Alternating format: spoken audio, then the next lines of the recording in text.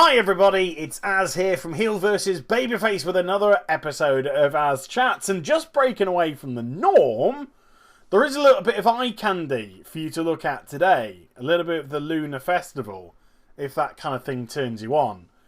Don't trust me, if you watch it, you're not actually seeing anything of any worth.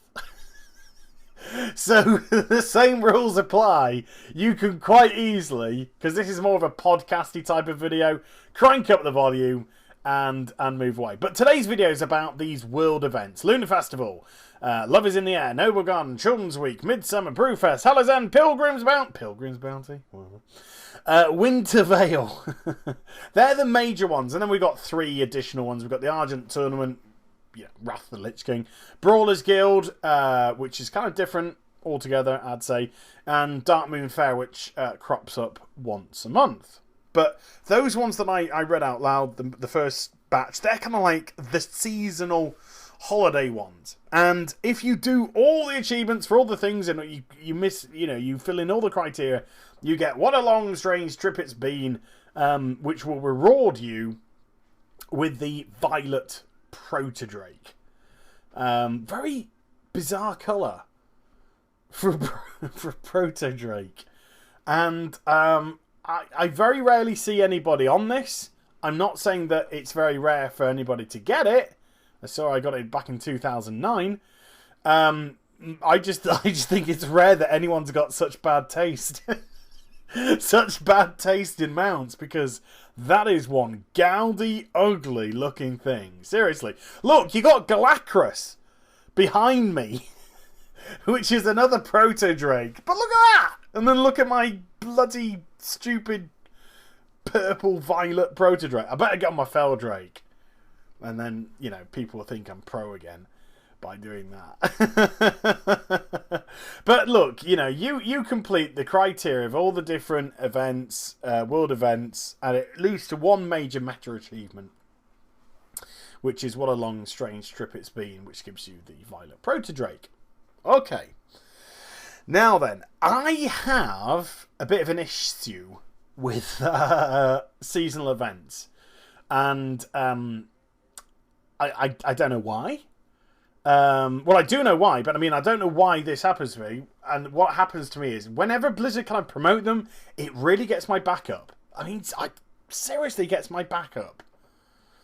And one of the major reasons is that love or loathe Mists of Pandaria. This is not a video about mists, don't worry.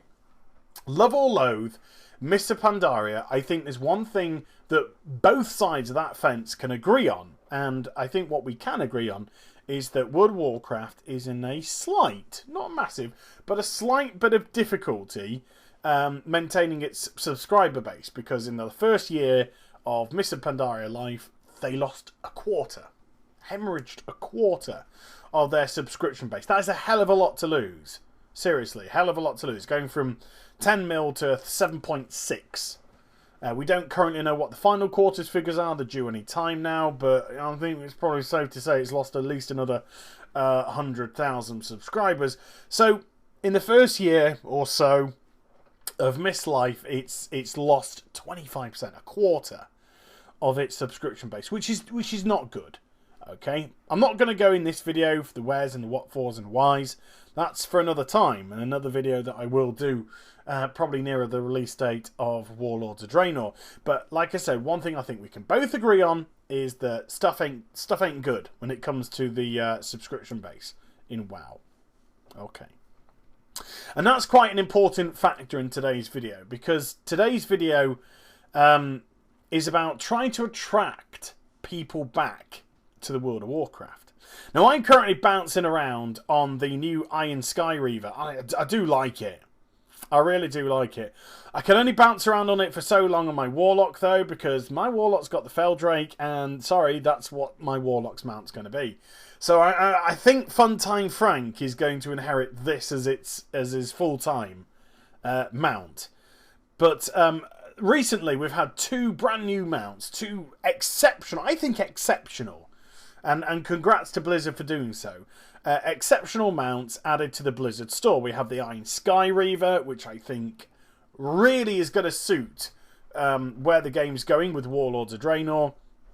And then we had the enchanted Fey dragony drakey thing, which is kind of like a big flying chameleon. Changed colour, had like the little fairy dust, pixie dust, whatever you want to call it, falling off its wings when it flew.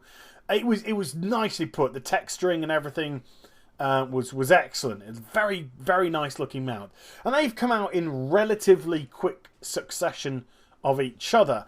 Now, the cynic in me could say, whatever, but the cynic in me could say that obviously with losing a quarter of their subscription based, that's revenue gone. So how do you get revenue back? Well, you've got to tap the remaining subscription base for cash. Sad but true, you tap them. So you put things like this on the Blizz store. You start to put out mounts on a more regular basis. We've had the Bloodwing, the Iron Sky Reaver, and the Fey Dragon. Relatively quick succession of each other. £20 a pop in the UK. I think it's like $25 in the US, and €20 in the United States of Europa-shire. And if you're like me, I think they're great. I bought them immediately. That's money in Blizzard's pocket. It's making up for some of the subscription losses. But one thing that those mounts on the Blizz store are never going to do are bring people back that have left the game. And I'll tell you why. Because nobody leaves the game and then says, right, I'm coming back so I can purchase this mount.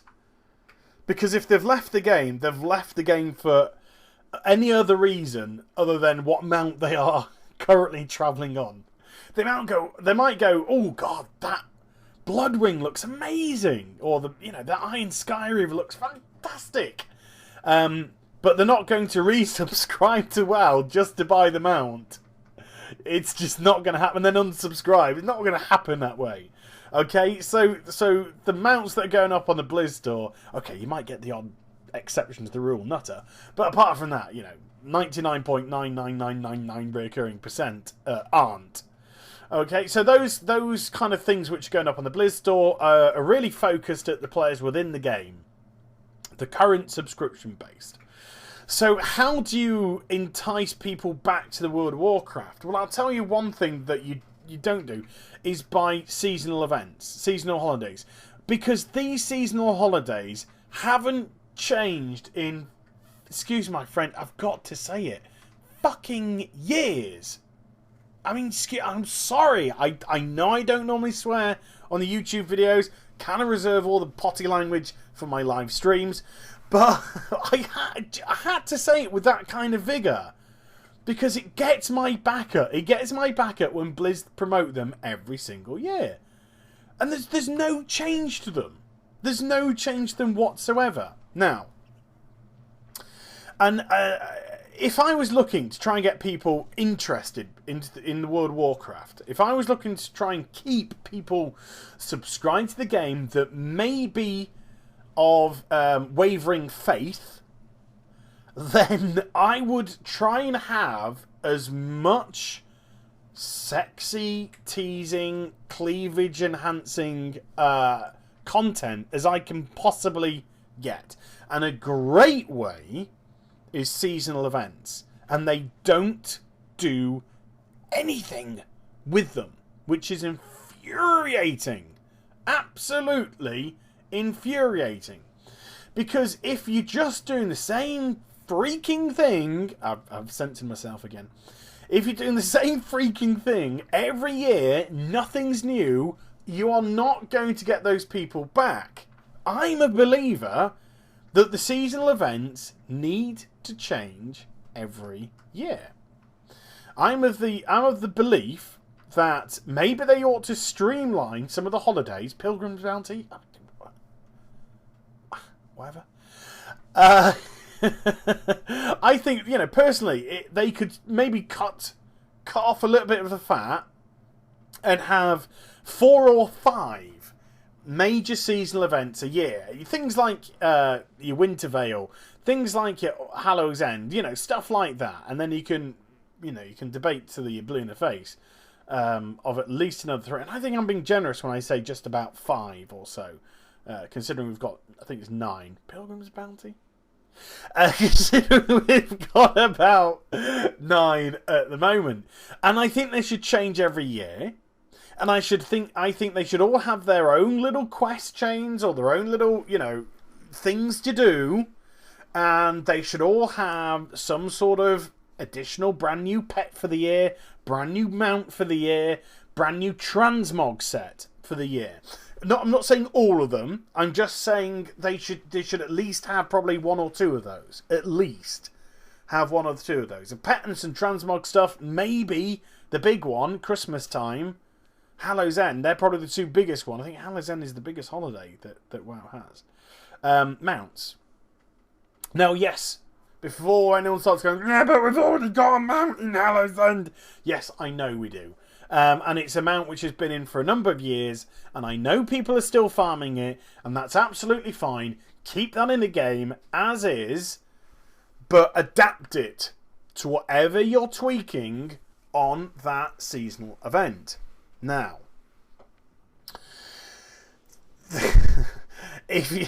I can't accept the argument. I can hear the argument already coming from Blizzard's side. That we can all hear it in our heads. It's about resources, and it's about time, and we'd love to do lots of these things, but we just simply don't have it. Well, okay, they may not technically have the resources to do so. The point of the matter is they can have the resources to do so should they want to. I love the way that games like this always kind of, when I say cry poverty, I don't mean that the poor, and I'm sure they'll tell you that they're not poor, but what I mean by that is that they will always play the we just don't have the time, we don't have the resources, when the simple fact of the matter is if they invested more money, then they could. Now, I'm not saying that great new developers and great new thinkers, can poop out of bums. But what I am saying is, if they did open up more resources to do so, then they could expand the team. And I don't think there'd be any reason why Blizzard couldn't have a seasonal events team that would work on new designs for mounts, pets, quests, and just general kind of holiday fun each year. But to do the same stale stuff year after year is not going to attract people back. Now, we have a slight problem, and the problem begins with A. And to me, one of the biggest issues is achievements. Now, achievements are a two-edged sword. They will probably do just as much damage to you as your opponent, depending on where you grab the blade. Because people love to get achievements. You log on to WoW for the very first time. Ding, 10 achievement points. You've logged into WoW. Woohoo! Fuck yeah! Best game ever! You can kind of get that kind of vibe from people. You complete a dungeon. Bing! 10 points. You completed a dungeon. Yeah! Oh, I love this! Okay, people love getting achievement points. Regardless of what they're doing, they love to get them achievement points. The problem is, when you attach achievement points to certain things, it's very difficult to kind of take them away. Blizzard are very sort of careful about the way that they take achievement points away from people and put them into feats of strength and stuff like that. But clearly, it can be done. And no matter what achievement you take out, you're going to get some proportion of people going, well, I wanted that. I wanted to get that, and you just got to tighten it out of fucking game, ain't you? You're always going to get that sort of element. And the truth of the matter is, there's nothing you can do to prevent that. So you have to make a decision. You have to make a decision and say, well, look, I'm sorry, but these are the rules. You have the 2 weeks at Hallow's End, whatever it is, 2-3 weeks, Hallow's End, to do your achievements in that period of time. Then they're gone for that year. They're gone for that year. That's just that. And I think if they made that decision to kind of have that sort of strength, for want of a better word, to do so, then I think they could certainly move on and reinvent seasonal events every year. Keep them fresh. Keep them interesting. You know, you've got Joe, because Joe blogs, Joe Public is both a masculine and a feminine name. Joanne, Joseph. So you got Joe blogs, and him/her is on the fence with the World of Warcraft. Because I know for a fact, running a YouTube channel, I got a lot of people that watch my videos who aren't subscribed to WoW. They've given up. They've given up on WoW, and they're vicariously... Oh, such a great word. They are vicariously playing WoW through myself. Now, others are inspired or intrigued or things like that by what I do, and actually go out and subscribe to WoW. I saw you on that mount, and I really thought, oh, I'd love to get that. So I got myself a Warlock, and I got it to level 20, and I got the Fell Steed. Then I got it. I got the Dread Steed. Yay! You know, you'll get people that will actually get incentivized, and they'll get, that's CRZ for you, people. If you're watching the screen, by the way, if you're away from the screen and wondering what on earth I've just stopped for, it was a screen freeze. CR bloody Z. Worst. Oh, never mind. Anywho, you get people which will be inspired by what I do, and you'll get other people that are just given up on WoW and, like I said, vicariously playing the game through me. So I absolutely understand that there are people out there who are unsubscribed from the World of Warcraft who still have an interest. They are the fish in the pond, but they are absolutely begging for Blizzard to cast some bait in for them to grab. They are desperate to. They are desperate. They're just saying, look, I am the fish in the pond. Throw your hook in. Throw the bait in. If that bait looks sexy, I'll munch on it. I will munch on it. And you're never going to do that with stale events. Stale events every year, same old crap. Same old. I think there's only 2 events, seasonal events, I log on for. And that is Love is in the Air, because I want that big, throbbing, pink rocket between my legs. Got a great joke coming out now. Some people... You're going to love this. Some people might say, I already do. Oh, I'm so funny. Anyway, yeah, I log in for Love is in the Air because of the pink love rocket. I mean, who doesn't want that? Nobody. Everyone wants it. Everybody wants it. If you say I don't want it, you're a liar. You're not a fibber. You're not bending the truth. You're just a fucking liar. And the other one is Hallow's End, and the only reason why I log on to Hallow's End is to go for the mount. And to be honest with you, it's just a war of attrition now between me and the Headless Horseman, because I've just been going for it for so long that I need that mount. There's just something. It's my whale. I am Ahab. I think it's Ahab, isn't it, from Moby Dick? And that mount is my Moby Dick right now. As opposed to the pink love rocket, which is just my dick. Right, and I haven't even got the 2 mounts from Brewfest, and I can't be bothered with Brewfest. And I simply can't be bothered with it. But to me, sadly, these seasonal events run a little bit deeper and a little bit darker. And the reason why I say a little bit darker, I know I'm taking it to a wee bit of an extreme here, but hell, it's my video, let me do that, is because I think there is a huge element of Blizzard that just actually doesn't care. And that's a sad thing. And I'll tell you for why. This is not just me trying to be, again, provocative, playing devil's advocate. No. The reason why I say that is a couple of reasons, right? Reason number 1. Blizzard made a conscious decision into... It's easy for me to say. A conscious decision in September of 2012. Okay? And this was their conscious decision. He says now a little bit slower. And that was, they said, because Mr. Pandaria is being released on the 25th of September, we're actually going to delay Brewfest. We're going to delay Brewfest so people have the opportunity, the chance, to get to level 90 and experience Brewfest at level 90. And now I was actually like, cool. Do you know that's really cool? Yeah, CRZ again. I thought that's really cool because I was like, we've got 2 weeks to get to level 90.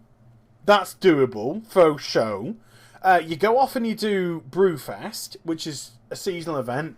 You'll get trinket and you've got potential to get weapon, which at the time would be good. It would be like a decent item level. And you'd be like, that's not bad. Because not humongous amounts of people will be raiding. So that weapon could come in very handy. So anywho, I got to level 90. And I did the Brewfest. And I got my trinket. I think it's 470 as opposed to 476. I think they just load it by 6 for some whatever reason. And I got a bag. You get a bag every time you do it. Every day you do it, you get your bag. And I opened up the bag, and my little heart leapt up into my mouth because I saw that purple. I saw the purple when I opened the bag. And lo and behold, it was I think it's the Smash bottle, isn't it? I was like, yes! It's like, my rogue's gonna freaking love that. Or I can probably, even better, stick it on the auction house. Like, stick it on the auction house, make a bit of cash. Ooh, yeah, baby. Early expansion cash. People pay over the odds. Great way to make some moolah. CRZ kicks in again. More screen freeze. And then, as quick as it leapt into my mouth, it sank right back down. In actual fact, it sank rather lower and ended up in the pit of my stomach as I realised that the weapon was level 85. And so I opened up a ticket with Blizz, and I got a response 6 years later. No, I'm only joking. It's about 4 days. But I got a response, and I was just like, hey, I just got this weapon in the bag, and it's actually level 85. It should be level 90. Is there any way that you can tweak it up for me, please? And the guy came back to me, and he said, oh, hello there, sir. We are so sorry about that. There is a problem. We know there's a problem. And unfortunately, we're not going to be able to solve the problem till after the reset. So, if you're lucky enough to get another weapon next week, it will be level 90. But unfortunately, there is nothing I can do about this one. I'm sorry. I'm sorry. So I had to suck it up. And so I did. So I just vended it. I think I did. No reason to keep a level 85 GIMP weapon. It wasn't even good for level 85 anymore. And I thought, well, that's it. Chances that I get another weapon in a bag over Brewfest? No, not high. Not high at all. And halfway through the second week after the reset, oh, it happened again! My little heart went whee into my mouth. And I opened up the bag, purple. What? Looked at it, weapon again. Oh, right. Awesome. Karma has balanced itself. Karma has balanced itself. I got the crap 85. Now I've got the level 91. Now I can make some money. Ooh, ah. Because he's a BOE, of course. And once more, as quickly as my heart went into my mouth, it sank. It was still level 85. Still. So I opened up another ticket. Hi there. Got this on the first week. I was told that the problem is going to be sorted on the reset. It was an issue that could be fixed on the reset. And then if there was to drop this week, it would be the level 90, like it should. Got a response back. I'm sorry, sir. I'm sorry, sir. But We're aware of the mistake, but we're unable to correct it this year. Okay. Now, I understand shit goes wrong, you know. I understand that. My major issue was, if you postpone a holiday so that people can get to the max level and experience it, then you got to get your shit right with it. You know, that holiday's got to come out right. How difficult it is to switch a weapon. I'll tell you, not very difficult. So let's just change the code. It's a little change of the code that goes, if such and such equals level 85, erase that out, 90. Then stats go from erase them out. It's as simple as that. Pretty much as simple as that. Okay, maybe simplifying it a little bit too much, but it's not a big deal. You know? It's not a big deal at all. So again, I just had to suck that one up, and a little bit disappointed. A little bit disappointed because I could have had two very nice level 90 weapons. Could have got me some good money. Could have both gone to my rogue. Who knows? And I moved on. And then the very next one that we came across was the anniversary of Blizzard. I think it was the 8-year anniversary of Blizz. And if anybody got their letter in the postbox, it comes in the postbox and you get this really pathetic, crappy piece of shit, which gives you like an experience boost of 5% or something. And it's just like, well, half the people level 90. Why do we even want that? How does that help the vast majority of the people? For a start, anyway, let's just push that to one side. Here we are in Mr. Pandaria. What letter do we get? We get the Cataclysm letter. We get the Cataclysm letter from the year before / year before that. Haven't even been bothered to change the letter. Oh, it was a mistake. Shouldn't. I don't think so. I just, I don't know. Maybe Major Cynic came in. They were just, let's say at best, seriously ill prepared. Now, that is leading to a debate about Mr. Pandaria, which I could go into, and I will be going into nearer the time of the launch of Warlords of Draenor, when I give my full comprehensive, probably going to go on for about 2-hour video on why Miss was a complete fuck up. But it just showed that with seasonal events, they were just so poorly prepared, didn't care, things weren't in place, and that's what you get. That is what you get when things are just sloppy. Sloppy's a great word to use here. Just sloppy. So, going back to the seasonal events, if that's how much respect, if that's how much care they have for their seasonal events, then why the hell should we care? If you're saying to us, look, we couldn't give two flying fucks, why should we? Seriously, why should we?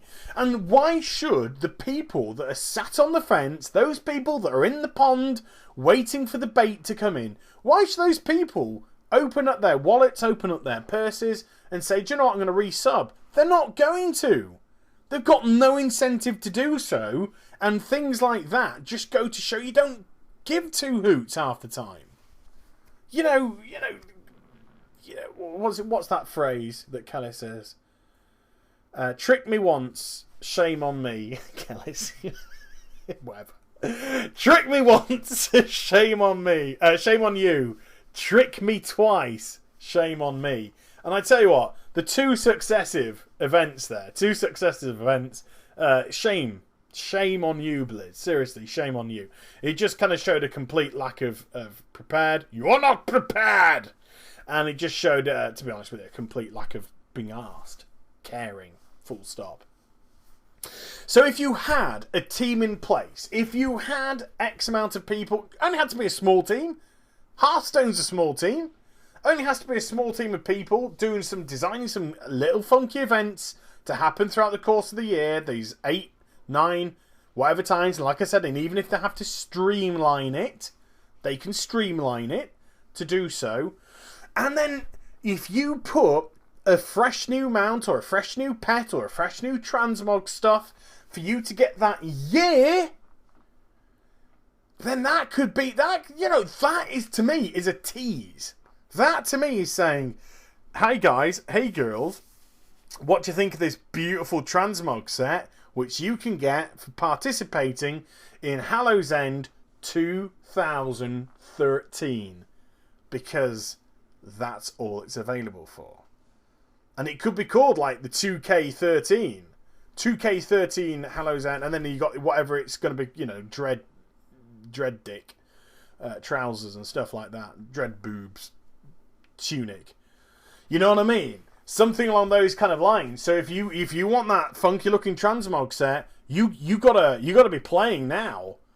And you gotta get it now, because next year, no, ain't there. It's gone. It goes after this Hallow's End. Christmas comes around. You know, Wintervale comes around. What do we get? We get the same crap in the Christmas presents every freaking year. 3 years of driving on the ground, 3 years of flying in the freaking air. You know, it's just nothing really new there at all. Nothing to get. But you chuck in. Why? You know, you chuck in a reindeer. Maybe the Yeti has the chance. You stick a reindeer as an RNG mount, and then you do maybe something else, a funky pet or two. But you can only do this if you invest in it. And I reckon Blizzard will probably say to themselves, well, you know, if we do invest in it, if we do invest in this, then it's going to cost us money to do so. And, you know, it's money that could be best served in our pockets, potentially. Yeah. I mean, that's a really horrible, cynical thing to say. But at the end of the day, I don't know whether looking at it for short-term savings when maybe they should be looking at it for long-term goals. Because I think the World of Warcraft's going to be with us for a few more years to come. I think it's going to be with us for a lot more years to come. And if you invested in this team of people to have this seasonal event that could always be on top of these seasonal events, changing them, chopping them every year, something a little bit different, a little bit new, a little bit special for us to deal with, that's a great tease for people. And if people start returning to the game, they say something like, oh my god, I really like the look of that transmog. I really like the look of that pet, that mount. I really like the look of the event. This event looks really good fun. And then they subscribe for a month to get it. And then they play, and they're just like, you know, this is alright actually. I've missed this content. I haven't done that content. Let's just do that. Do you know something? I'm going to sub for another month. Here, have another month's subscription. And you never know, that could lead to that person coming back for a longer period of time. Because you're showing that you're caring, you're showing that you're investing in these sort of changes by just putting a small team of people together. It's not a huge thing, small team of people together. But, you know, does it just boil down to money? Does it just boil down to, well, it's going to cost us and potential short-term saving, when maybe I think they should be looking at the long-term picture, and the long-term picture being, can you get these people back? Especially if they see that there are always these new events happening and they're changing all the time. It shows that you are invested, you care, you are giving them something fresh and interesting every time, thanks to this little dedicated team of people. I don't know. I'd love to hear your thoughts and feelings on this. Is this the ramblings of a lunatic? Which it could quite easily be. But let me know what you think. Am I just like in La La Land? Do you think there are some valid points to be had here? And another thing, even if you don't want to comment on that, please tell me, what's your experience of seasonal events? How do you find seasonal events? Do you love them? Do you participate in them all the time? Do you not care? Do you just do them to finish off the odd achievement here or there? Or what? But yeah, be very intrigued in that. And if you enjoyed the vid, please click the thumbs up. For the love of sweet Jesus, click the goddamn thumbs up. Also, like, comment and subscribe to my channel. Follow me on Twitter, Facebook, and also twitch.tv/Shield versus Babyface for live streaming. And I shall be back with some more stuff very soon. You take care, everybody. Bye-bye.